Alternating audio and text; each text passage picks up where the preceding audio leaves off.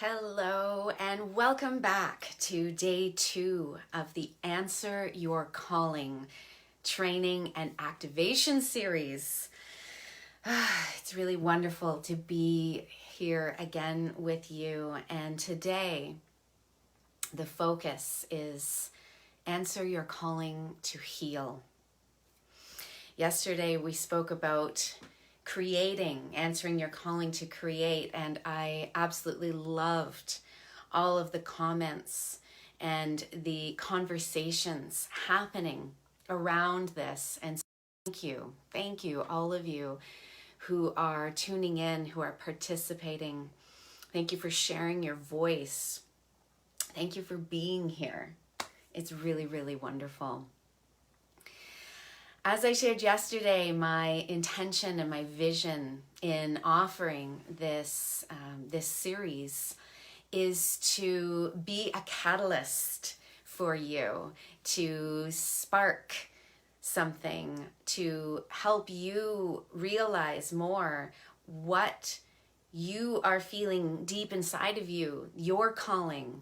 This is to answer that deep drive, that deep desire. And it really, when I was conceptualizing this, for me, it really came down to that trifecta of create, heal, and lead. So tomorrow we'll be diving in deeper about what is asked of us and the common challenges that we face when we step more and more into our leadership. Hello, welcome sisters. So great for you to be on live today. So today we're talking about a really heart-centered topic of healing and what that might mean for you, and what it certainly means for those of us that step into the role of sacred space holders. And in particular, sacred space holders for women. And on that, I want to be sure that everyone knows that doors are now open for enrollment to my Sacred Facilitators program.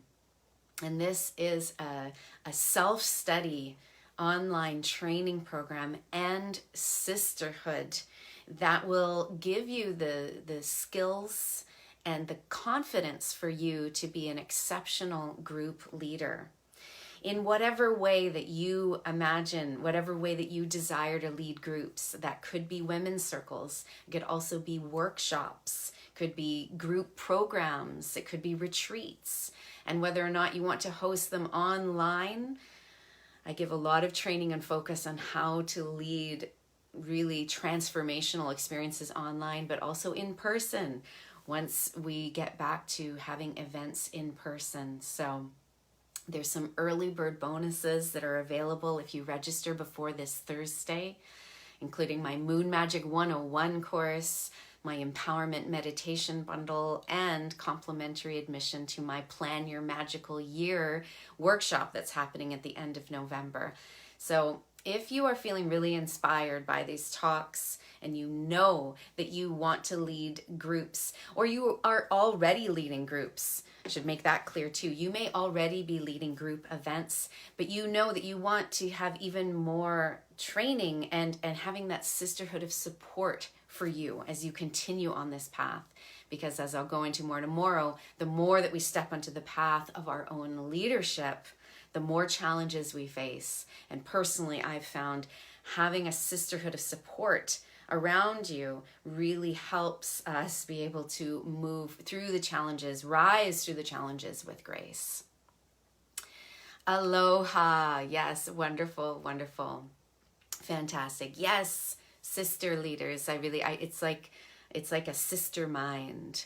So yeah, so doors are open now for Sacred Facilitators, and check that out. We begin next week on the full moon with a live opening ceremony on September 1st, and doors will be open for enrollment until the 3rd. Okay, or no, the 4th, next Friday, September the 4th. Okay, so today, answer your calling to heal. And I realized I didn't introduce myself. I expect most of you know who I am by now, but just in case, we do have some new sisters joining. My name is Flora, and it is my pleasure and honor to be the focalizer and of this online space, Awaken the Goddess Within. My spiritual path started many, many years ago. I attended my first full moon women's circle in 1993. My mother and I attended one. I was 14. And from that very first circle, a deep remembrance was awakened in me of knowing that not just women, but humans, that we have gathered in circles since the beginning of time. And I felt the power of circle medicine. I felt my own magic being amplified. And basically I was hooked ever since. And there was so much on my journey of the last 27 years since that time of not quite understanding how much healing was involved, how much healing I was doing. Because interestingly, at that time, at 14, I basically woke up to remembering that I was a witch. And this was pre-internet. So somehow I was gifted, or somehow I found a copy of Starhawk's Spiral Dance. And it was just like that. I remembered that I was a witch. So for many, many years of my life, I've felt very comfortable calling myself a witch and with that term witch. But I was never comfortable with the term healer. I didn't identify as a healer. Even starting my business, 4 years ago, thinking about what do I call myself, it was for sure, I wasn't going to call myself a healer. I'm not a healer. So I'm curious, let me know in the comments, because I've spoken to many, many sisters who have the opposite, who would much rather call themselves a healer, but whoa, they're not yet ready to identify as witch, or, that's just not part of their identity. So let me know in the comments if you feel more resonant with one of those terms than the other, or neither, or just what your experience is. Yes, for Starhawk, yes. Deep bow to Grandmother Starhawk for bringing so much goddess wisdom into this modern age. So there I was, like I said, when I brought my workshops and my circles that I'd been leading for many years in person, when I brought that online with my business, I had next to no idea about trauma in women. And I had next to no idea about the wounds of the feminine in general. And so this is why I wanted to talk about this today. So you have far less difficulty with healer, yes. Okay, so same with you. You feel more uncomfortable to identify with healer. Identifying with witch feels good. Right on, sister. You resonate with healer as you feel not familiar with witch wisdom. Witnessing you, and that's wonderful.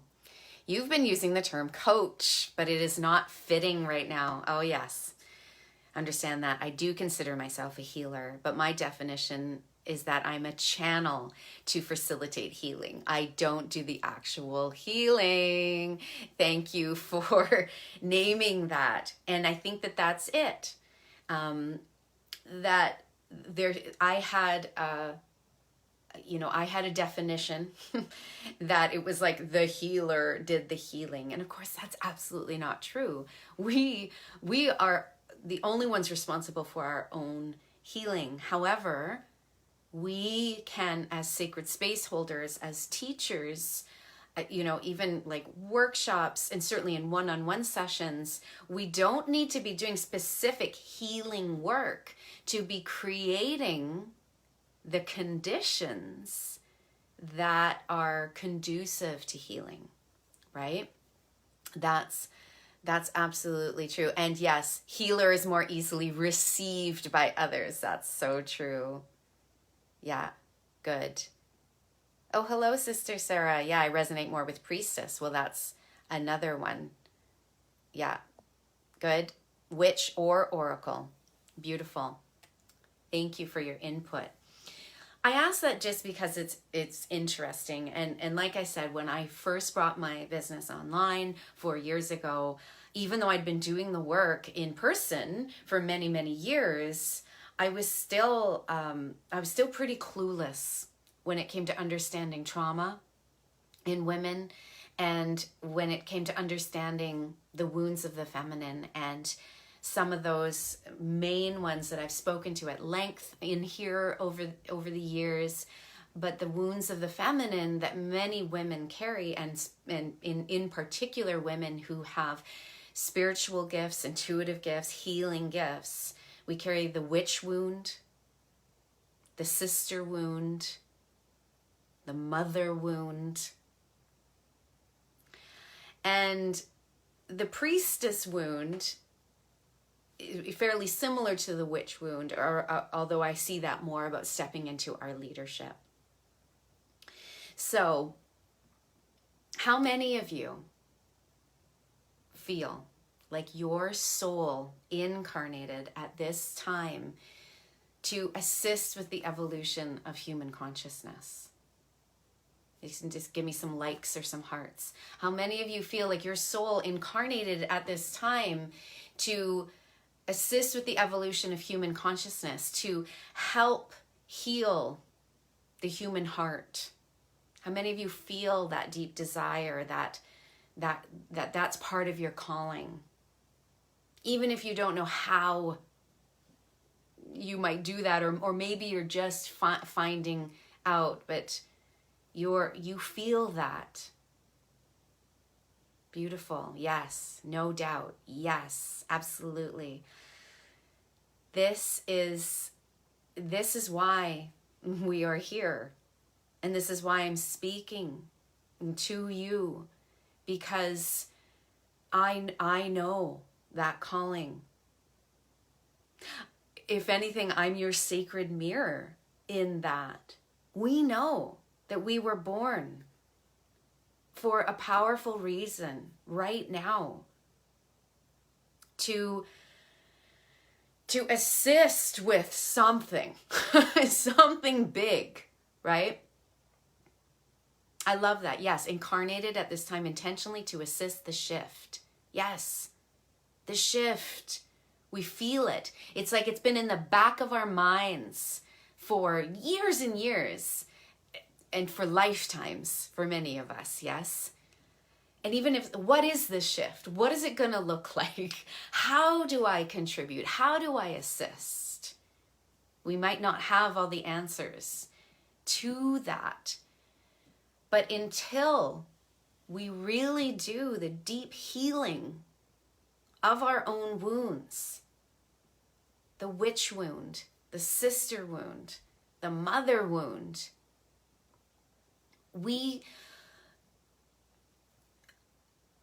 until we do that healing, we will be spiritually bypassing.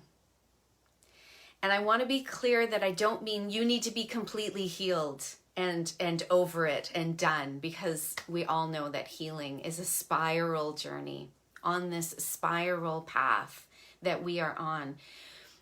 What I mean is that we can't ignore it. We can't ignore that by choosing to answer our soul's calling, that we are choosing to step onto a path of healing, that we will be continually initiated and challenged on this path. As my mentor, the wonderful Elaine Kalila, says, that this is part of our soul polishing. And that's such a beautiful metaphor, and just brings a beautiful image that our soul is being polished through the fires of the initiations that we go through. Yes. In order for us to be the light bearers, to lead the way through the shift. And who are we leading? First and foremost, again, I'll talk more about this tomorrow. I'm already feeling how today and tomorrow's talks, but who are we primarily leading? It's ourself.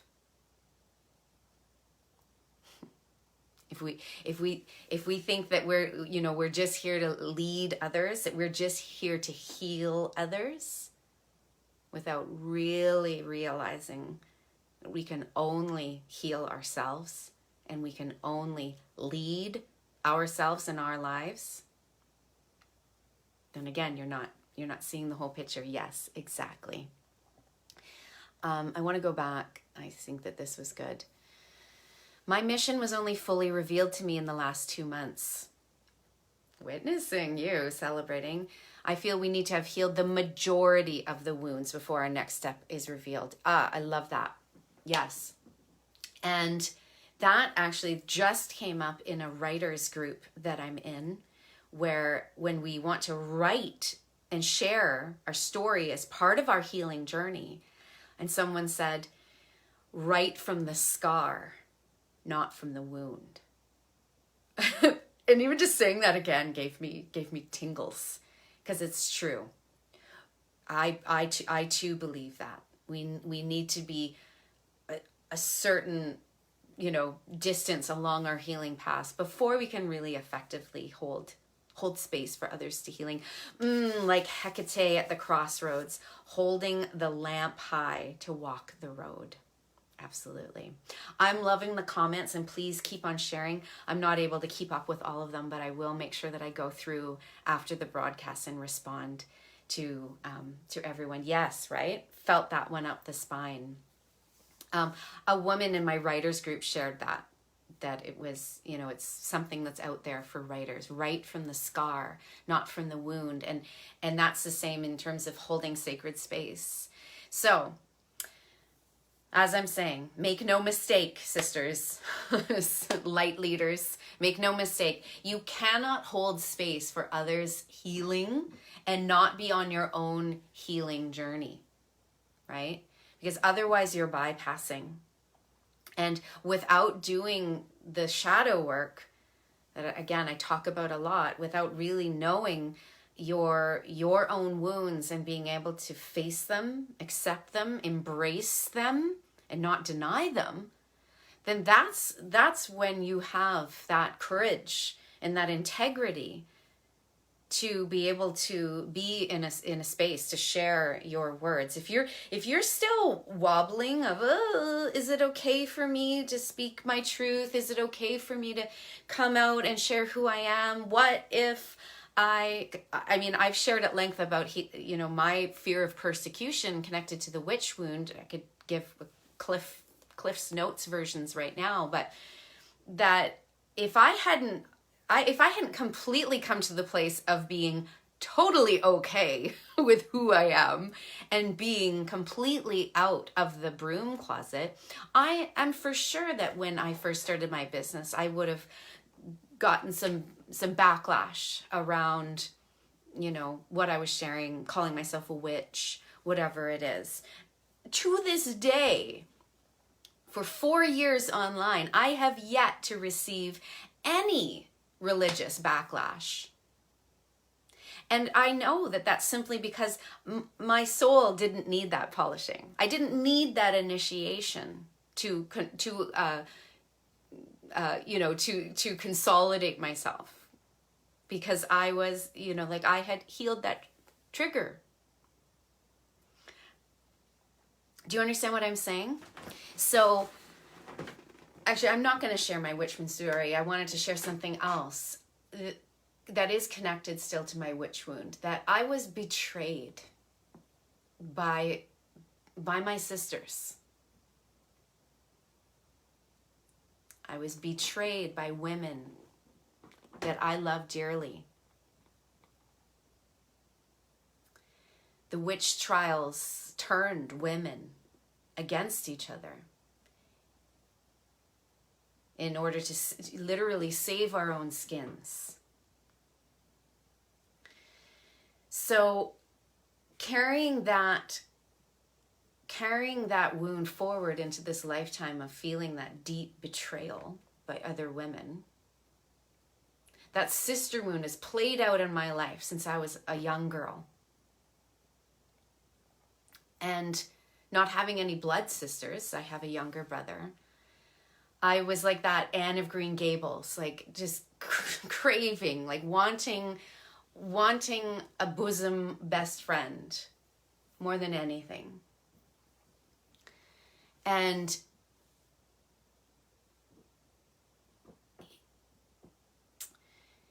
when I began leading sister circles, attending women's circles and then leading sister circles, I immediately recognized how healing it was for me, that there was something there. I hadn't, put two and two together back then.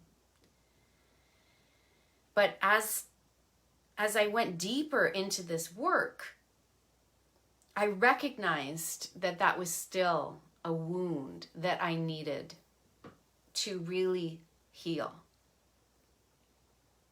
Because otherwise I was going to be recapitulating it with my clients in my group programs, because I hadn't cleared up enough of my sister wound.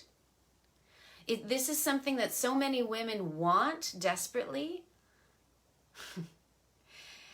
And yet it's like this just something dysfunctional, right? We're still learning. Can we trust women? Can we actually really trust women? What happens if I get really real? Can I trust women only so far? But if they really knew my deepest, darkest secret, then I would be abandoned. Then I would be kicked out. And then I would be once again betrayed. So I share that in terms of for you to think about, what are your wounds?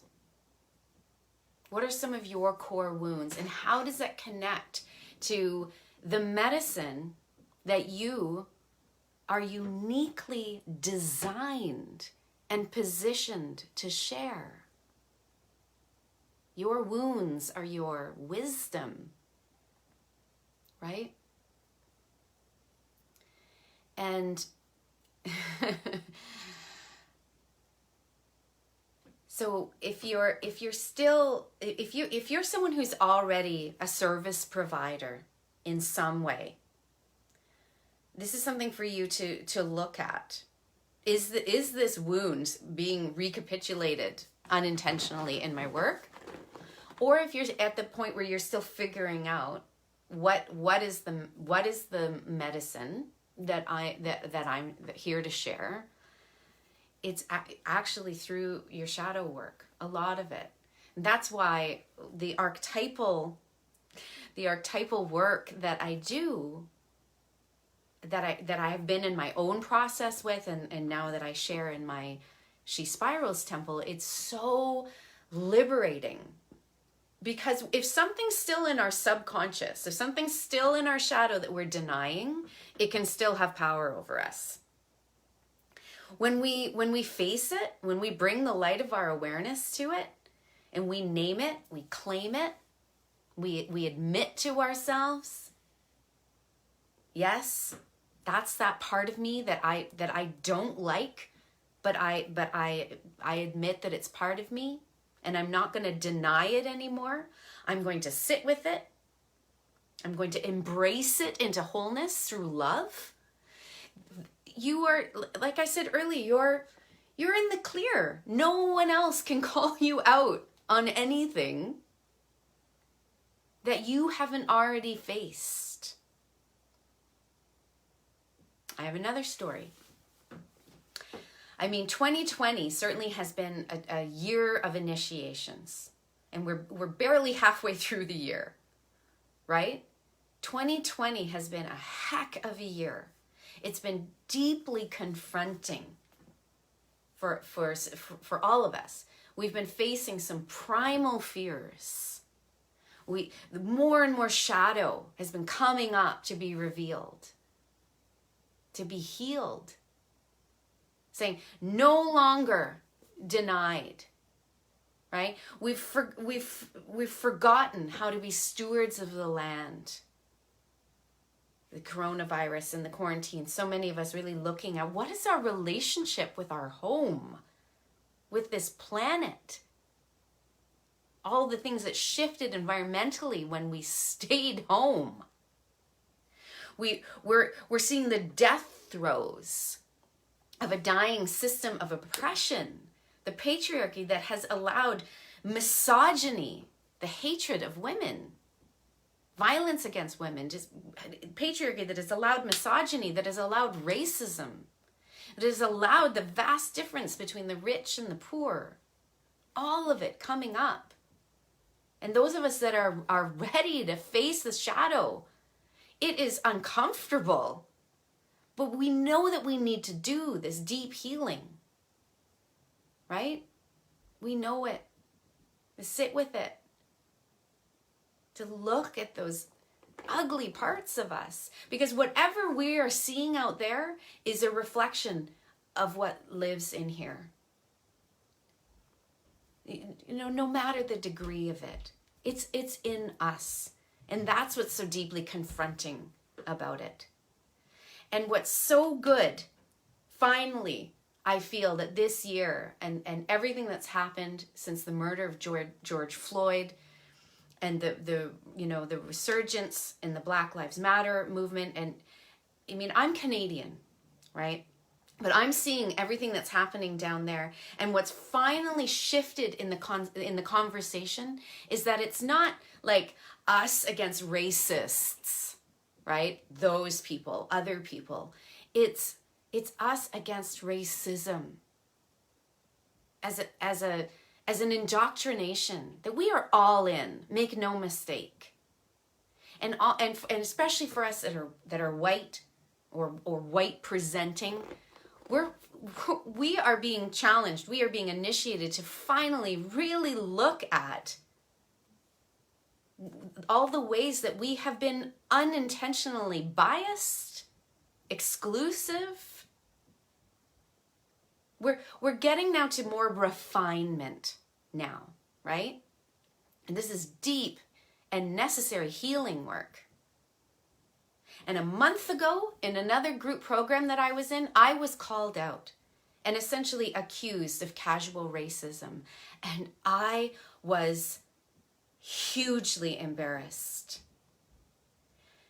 hugely shocked that what had happened could be perceived that way. I was horrified because it felt like I was being called out and said, you are being racist right now.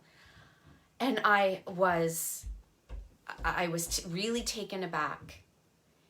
And that incredible initiation for me just a month ago has been an incredible gift for me, because of the work that I do, the path that I'm on. I know that everything that happens is an initiation. My life is the initiation. And I really had to look at the ways that I was being triggered in my white fragility, and recognizing what that looked like and felt like, something that I was already aware of, but how was this being again? And to really look at how it was my whiteness that had allowed a comment to be said that was perceived in that way. And if you had asked me a couple months ago what was the worst thing that I thought could happen, being, kind of in the public eye or being a leader, it would be that I unintentionally cause harm out of my white ignorance. And then it happened. And it happened really in such a microcosm of a way. And yet I have learned, and I'm continuing to learn so much from it, that I thought that here I am a month later continuing to say, wow, that was really, really hard. and still is. This is the first time that I'm speaking publicly about it, admitting it, but it was so necessary. And this is why the Sacred Inclusion Anti-Racist Workshop is a bonus workshop. I'm including it in the training with sacred facilitators because I feel so strongly about how important this work is, especially for sacred space holders, for group leaders of any kind. And I've invited anti-racist educator Ava Cruz to come in and to give that workshop as part of the Sacred Facilitators training program, because it's essential for us. It's essential. This is a huge shift and healing that we are a part of right now. So that's a very current example. And yes, thank you for witnessing me in that. I'm going to have more to speak on that particular initiation to come. But, you know, today's talk wasn't, I didn't feel that today's talk could be as structured as yesterday's. Like, you know, 5 key steps you need, you know, 5, 4, 3, 2, 1, go. When we're talking about healing, it really isn't like, do this, and then do this, and then do this, and then yay, you're healed. We know that it's not that. We heal we heal a layer, and then we spiral along, and then another initiation, another trigger, and we heal another layer. And really the main points that I wanted to share today and for you to think on is about what are some of your core wounds. Abandonment, being too much or not enough, betrayal, sister wound, fear of persecution, the witch wound. I'm just naming some of them. If any of you are brave enough and willing to share, and you don't need to, this is very personal. Again, this is something that you can take away into your journal or to your meditation. But what is some of your core wounds that limit you? And looking at that, how is that your medicine that you are uniquely designed for and positioned to share as medicine for others? And how are you continuing to heal those wounds? And to really realize that the more that you step into a position to hold space for others' healings, that you will be continually initiated on your own healing. Yeah, rejection, not being enough. Witnessing you, sister. Thank you for naming that. And so that is part of your wounds to wisdom, that you can potentially offer that healing to others. Yeah, the mama wound. And sometimes your scar gets poked and you look at it. Yeah. You're too angry as a spiritual person. I like, that makes me chuckle. Yeah. Embodying the face of the goddess. That is sacred rage. I celebrate you, sister. We need your anger, as long as it is that being channeled into action, of course. Mother wound, abandonment, not enough. Yeah. I'm witnessing in you in that. Fear of rejection and not enoughness along with too muchness. Oh yeah, they're two sides of the same coin. Right? It's not true. It's an illusion. Not good enough has been my main core wound, and I continue to heal and embrace. And that's so key. That's what I keep on saying. We need to face it, embrace it, admit it, bring it to the table. What does your wound want to bring to the table? Not to continue to deny it, ignore it. Sister wound, witch wound, too much, rejection, abandonment, so much more. Witnessing you. Yeah. These are the wounds of the feminine that are a lot. Betrayal, sister wound. Oh, heal my wound of spoiling and being put on a pedestal. Right, yeah. Mother wound, not good enough, too much, right? So when you enter into a sacred space, when you want to create this, we need to be aware of the wounds of the feminine. We need to be aware of trauma in women. And that's why the other workshop is with trauma-informed coach and circle leader Cassandra Solano, who's actually also a graduate of the Sacred Facilitators program and is also a temple pillar sister in my She Spirals temple. So I've invited Cassandra to come in because she's a trauma-informed coach. Because boy, I wish I had these workshops before I started my business 4 years ago. I'm essentially curating information and training that I wish I had years ago to understand and to be able to spot the signs of trauma in women and know how to understand common triggers, know how to navigate that when that comes up. And not that you need to be trained in that. You don't need to be a trauma-informed coach, right? You need to know your scope and how to help a woman who has trauma that happens to be in, one of your programs or in your circle. But that's another really important workshop that I'm including as part of the Sacred Facilitators training. Again, because it's so important. So I'll take a breath now. I've been talking a lot about some different things, and to simply feel that these wounds of the feminine, whatever wounds you carry, depending on where you are, they can feel like a lot. It can feel like sometimes I still have so much healing to do. Who am I to lead a group when I still have so much healing to do? When, I still have my SHIT. And don't fall into that trap, sister. Yes, what I've said, you want to have a certain level of healing done. You want to have a certain distance with some of it. But do not get caught in the trap of thinking you need to be completely healed before you're able to, to do the work, to hold the space. Because that's just another lie of the patriarchy. That we aren't good enough exactly as we are.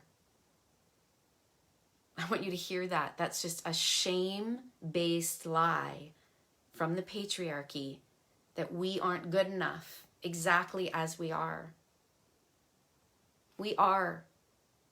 And we can still lead. We can still hold circles. And we can be on our own healing journey. I certainly am. And thankfully, we are in a new era of feminine leadership, of sacred leadership. Actually, I'm not even going to gender it.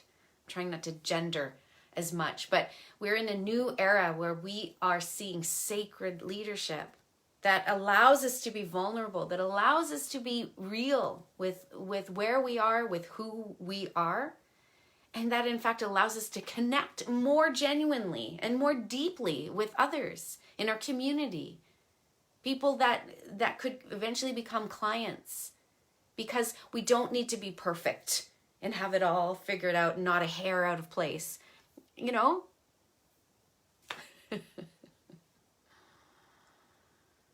So to answer your calling to heal is a noble one. It's a brave one. And your journey might be a solo journey. Might be a solo healing journey. You might not feel the desire to help others heal, but our own healing journey can often inspire us to help others on their healing journey. And for that, I really celebrate you.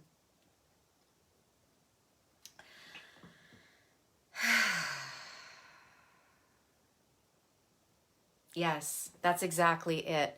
If we think we need to be completely healed, then we think that we are done learning, and we will always be learning. That's right. We are always in beginner's mind, ideally. And we can be student and teacher.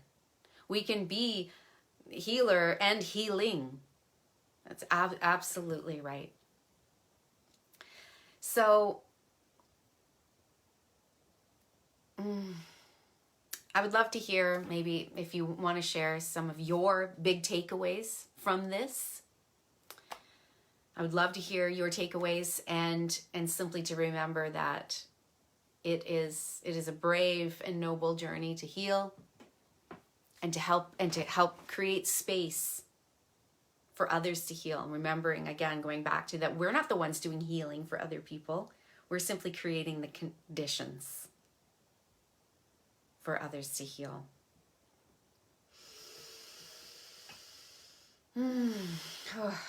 Taking a deep breath with all of you. There's a lot. There's a lot in this. So thank you for all of you who have shared live today. Thank you for all of you that are watching the replay. Thank you for all of you that are in your own way answering your soul's calling. And if you have any questions at all about Sacred Facilitators, just please reach out to me. Send me a private message. I would love to welcome you in the space.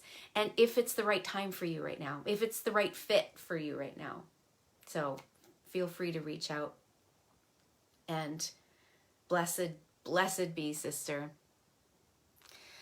I feel like I'll end with a song. I know that often goes over well. And again, this is a song that I put on the Answer Your Calling playlist. We are the women, we've come to drum. We are the channel between the earth and the sun. We hold the wisdom of the ancient ways. We will bring peace to these troubled days. We will bring peace to these troubled days. We will bring healing. We will bring light. And it starts in here. The journey begins and ends with the self. Thank you, sisters. See you tomorrow for our third and final training and activation on Answer Your Calling to Lead. Bye for now.